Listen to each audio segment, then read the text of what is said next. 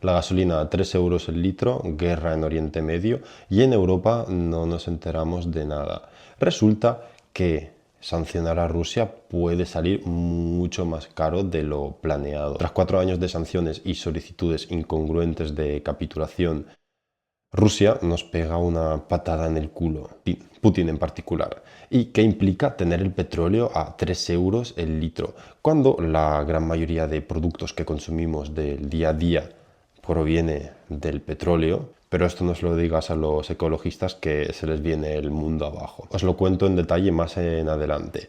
También vamos a ver qué le pasa a Estados Unidos. Parece ser obvio que Irán no se va a rendir por quitar a parte de sus dirigentes, ya que por una cabeza que desaparece del XIR salen otras tres. Pero, ¿qué es lo que puede empujar a Estados Unidos a un harakiri político? Pues spoiler, el presidente pelirrojo tiene la culpa. Me veo obligado en una breve puesta en contexto. Todo febrero se hablaba de que Estados Unidos iba a entrar en guerra con Irán, por lo menos que los iban a atacar. Y a final de febrero, efectivamente, vimos que Estados Unidos decidió entrar en guerra con Irán. Esto hizo que el precio del petróleo subiera de una forma considerable.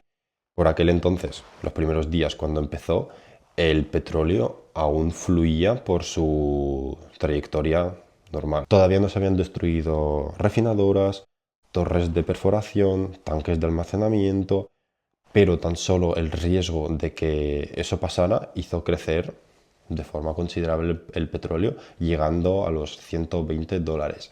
Hay que decir que al final sí que se ha destruido infraestructura petrolera, se han quemado esos mismos tanques de almacenamiento, esas torres de perforación, pero ha sido bastante limitado. Aunque ya vemos el precio del petróleo hoy en día que está por encima de los $95 el barril, ya que por poco que se destruye, Irán demuestra la posibilidad de que realmente puede dañar infraestructura petrolera, la cual es una de las arterias de la economía de Estados Unidos, por muy lejos que esté de su país. Y en este contexto, Putin, con el timing perfecto, le pone la tarea al gobierno ruso de retirarse del mercado europeo de petróleo y gas, o sea, dejar de vendernos a nosotros petróleo y gas ruso antes de que entre la prohibición en sí, para anticiparse y así no pagar costes que pudiese generar esa prohibición. Y hace esto tras 4 años de numerosos intentos de Europa de demostrar su enemistad hacia Rusia y de la nula posibilidad de diálogo. Europa se lo ha ganado a pulso. Y ahora que la situación se pone fea, Rusia, en vez de vender gas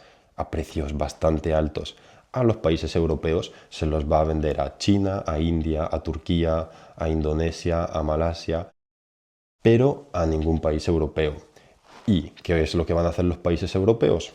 Pues le van a comprar ese petróleo ruso, pero ya a la India y a Turquía, con un sobrecoste del 10, 15, 20%. Sanciones, digámosle, gracias a las ideas geniales de los políticos pro-Clinton europeos. Y yo no sé quién ha votado que los políticos que dirigen España cojan ese rumbo de sanciones, pero hoy en día parece muy estúpido y deja a España y a Europa también en una posición muy vulnerable y bastante desagradable. Comenta si crees que hay algún partido que uno pueda votar, el cual vaya a trabajar en la dirección de garantizar una soberanía energética sostenible y que no nos hagan pagar sus estupideces geopolíticas, porque al final quien va a pagar las consecuencias vamos a ser nosotros, los ciudadanos, a través de la inflación que nos pueda causar esta situación en Oriente Medio. Y en la Unión Europea no damos ninguna señal de alarma. Por lo visto, las energéticas nos van a ahorrar la inflación. Si todo sigue por el rumbo que va, vamos a ver el barril del petróleo a más de $200.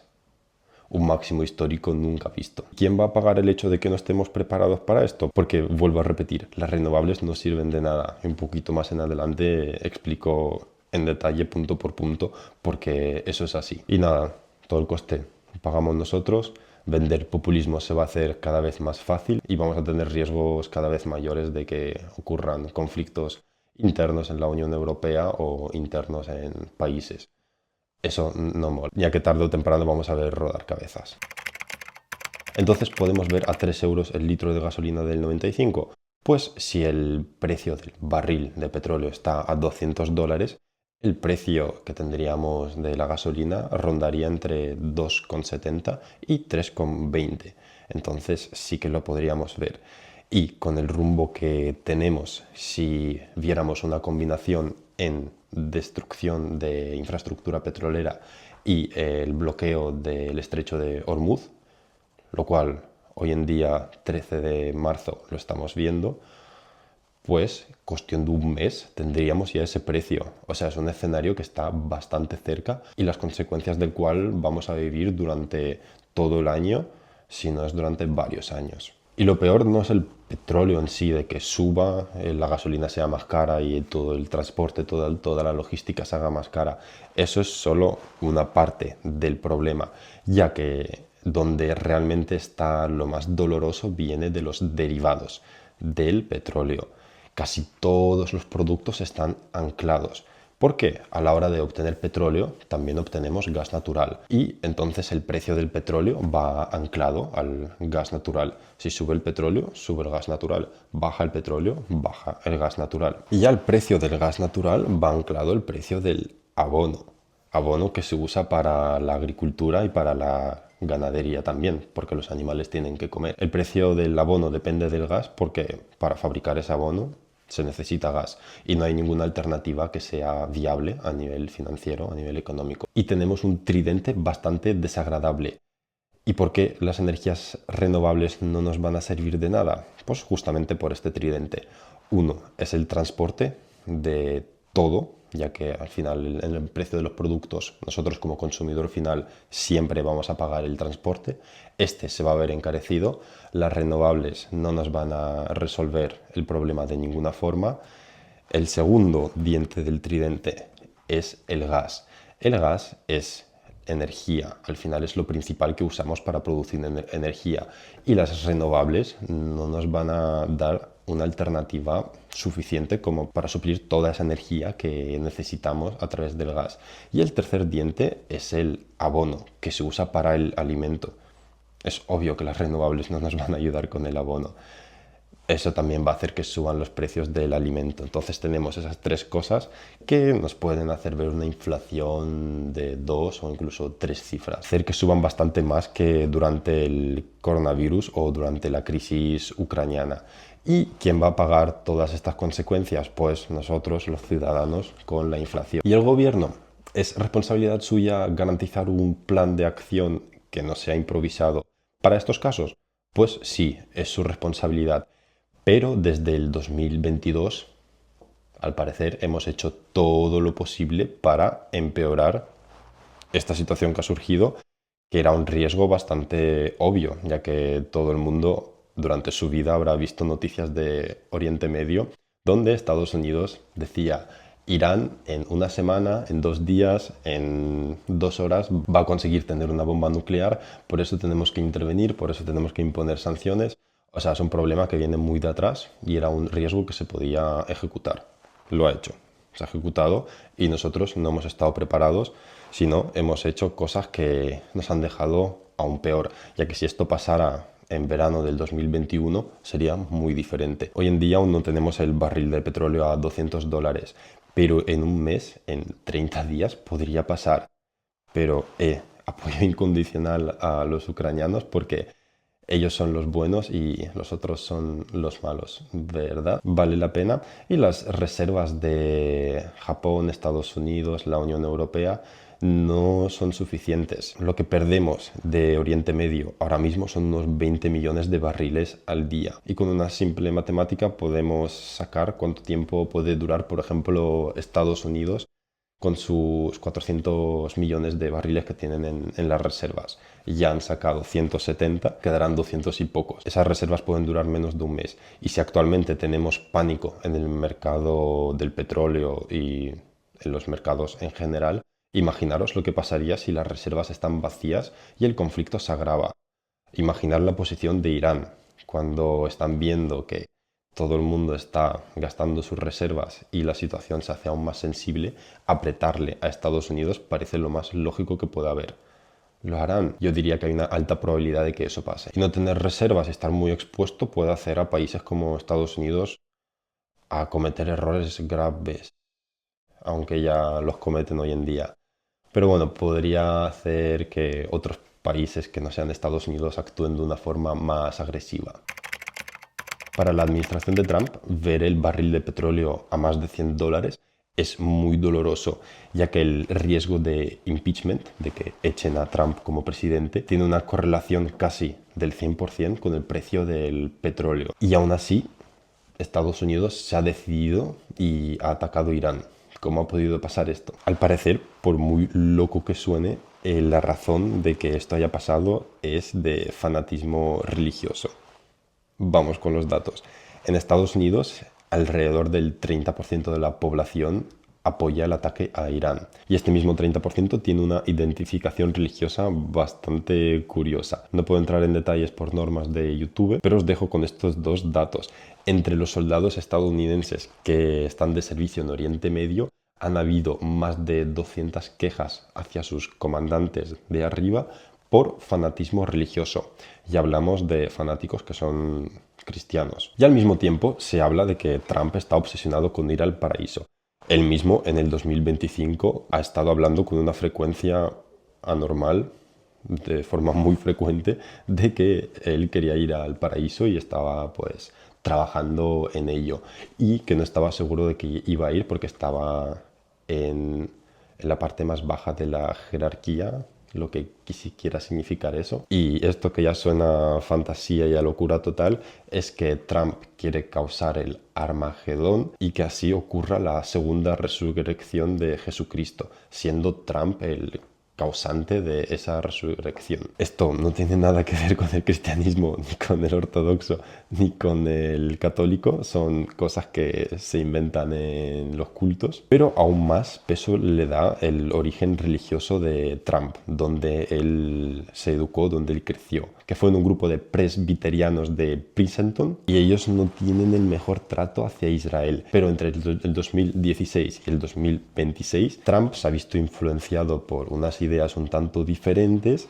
y su posición se ha vuelto muy pro-israelita, tanto que está dispuesto a sacrificar su trato con élites muy importantes de Estados Unidos, está dispuesto a sacrificar sus ratings de cuánto lo apoya el pueblo estadounidense. Y visto esto, al final tenemos artículos donde se habla, no podemos tener una conversación real porque no podemos espiar al presidente de Estados Unidos o que salga una persona y nos lo cuente libremente. Lo sabremos en un par de décadas. Visto esto, la posibilidad de que el conflicto en Oriente Medio termine de una forma rápida es que venga una persona que haga cambiar de opinión a Trump y le diga que todo lo que está haciendo son tonterías y que se dedique a la política real y a preocuparse del poder adquisitivo de los estadounidenses, que es lo que tiene que hacer un presidente. Pero hacer cambiar de opinión a un fanático religioso es una tarea muy poco trivial. Pasada la selección religiosa, la cual sonará a locura total, podemos volver a la realidad, a lo que es más tangible. Y la posición de Estados Unidos cambia con una frecuencia impresionante. Puede que hasta varias veces por día o incluso dentro del mismo discurso de Trump. Estados Unidos, al parecer, está improvisando. Y nosotros, la Unión Europea, pues obviamente también estamos improvisando. ¿Qué vamos a hacer? China y la India están haciendo compras muy fuertes de petróleo porque están rellenando sus reservas, ya que están viendo que lo que está pasando no es del todo normal y es muy difícil de predecir. Y Rusia y Brasil se están aprovechando de la situación, facturando bastante dinero para sus presupuestos. A Rusia le viene fenomenal porque ya estaba en un momento donde el agujero en los presupuestos se estaba haciendo grande y iba a ser bastante doloroso el cerrarlo. Ahora, en vez de tener que subir impuestos y cargar más a la población, pues van a cerrar ese agujero con los beneficios que le viene del petróleo. Eso para Rusia está muy bien. Y quien sí que está actuando según lo planeado es Irán. ¿Por qué? Irán sabía que había una posibilidad bastante grande de que Estados Unidos los atacara y tratara de quitar a sus líderes políticos. lo hizo, los quitó. Irán tenía un plan y Irán está actuando según ese plan. Y todas esas personas que está quitando Estados Unidos son reemplazadas por otros, los cuales ya estaba planeado que sean reemplazados. Y esos otros, existe el riesgo para Estados Unidos que sean más listos, que estén más enfadados y que sean más pragmáticos que sus predecesores. Precedores.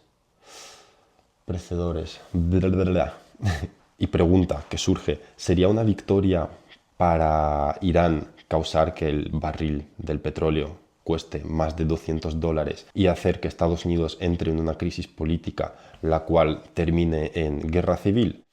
Pues yo creo que la respuesta es bastante obvia. Enfrentarte a un enemigo muy superior a ti, pero al mismo tiempo extremadamente frágil, es una trama ultra peligrosa, pero que te puede salir muy bien si utilizas esa fragilidad. Y Estados Unidos, visto la última década, las últimas décadas, está en degradación y con cada año que pasa su fragilidad aumenta, de la cual hace uso Irán.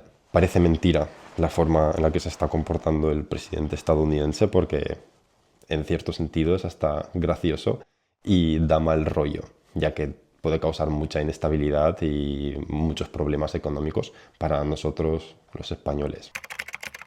Y la conclusión sería pues que el plan de acción para España, para nosotros, es encontrar políticos, si los hay, que pongan un rumbo de seguridad energética, que nos abaraten la energía, que traten de bajar impuestos, de reducir deuda, de tener unos gastos más responsables y una política monetaria más estable en el tiempo. Y políticos así hay que encontrarlos porque personas que tengan esa filosofía es muy raro que vayan a la política, ya que no es un trabajo nada agraciado. Puedes estar dejándote el alma y vas a ser un ladrón y un mentiroso. Y la única posibilidad de que haya una mejora en esa dirección, en la cual no estamos yendo hoy en día, es que la población manifieste esa necesidad de tener esos políticos. Por ejemplo, como hay con la inmigración, ya que Vox utiliza esa necesidad que tienen los ciudadanos y recoge los frutos ganando peso político. Pero como hoy en día el ciudadano medio se la pela cuánto vaya a costar el gas, cuántos impuestos vaya a pagar, si no le importa más la injusticia que pueda causar el delito cometido por X persona, pues tenemos lo que tenemos. Pero esto es algo posible de cambiar con duro trabajo, años tras año. Tenemos el ejemplo de Rusia, donde hoy en día el 48% de la población prefiere una Rusia confortable a una Rusia con triunfos geopolíticos. Es el heredero de la Unión Soviética.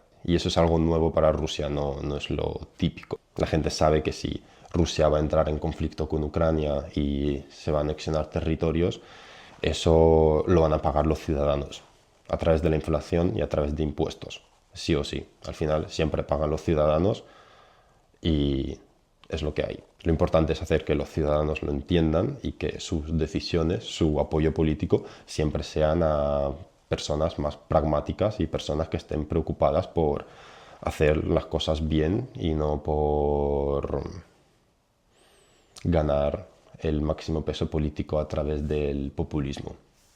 Ojalá aquí en Europa nosotros nos preocupáramos por nosotros mismos, nos dejáramos la moralidad, la ecología y hiciéramos todo lo posible por tener crecimiento económico y competir con China, porque nosotros podríamos realmente competir con China o con Estados Unidos, pero con todos los palos que nos hemos metido en las ruedas, es imposible tirar hacia adelante, ya que tenemos normas que hacen nuestros productos incompetentes frente a los chinos, como por ejemplo las cuotas al CO2 que tenemos. Y la segunda conclusión que podemos sacar es comprar acciones de petroleras.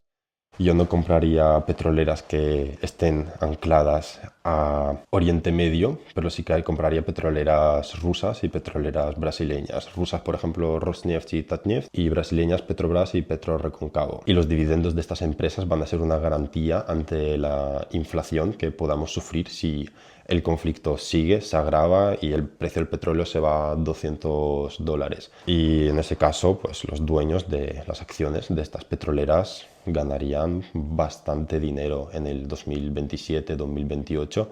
Los dividendos que se cobrarían de los años anteriores pues serían bastante grandes.